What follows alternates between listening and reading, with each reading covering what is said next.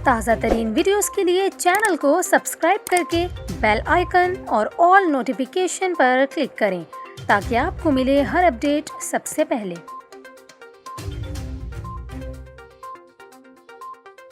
और अभी आपको अहम खबर दें, army chief general Qamar Javed Bajwa ने 5 हफ्तों बाद रिटायर होने का ऐलान किया है। जराये के मुताबिक army chief general Qamar Javed Bajwa ने कहा कि एक्सटेंशन नहीं लूँगा, 5 हफ्ते बाद रिटायर हो जाऊँगा। इसके अलावा जनरल कमर जावेद बाजवा ने अपने बयान में कहा कि फ़ौज अब सियासत में किरदार अदा नहीं करेगी। वाज़ेह रहे कि इससे कबल भी army chief general Qamar Javed Bajwa की जानिब से वाज़ेह किया गया था कि वो एक्सटेंशन नहीं लेंगे।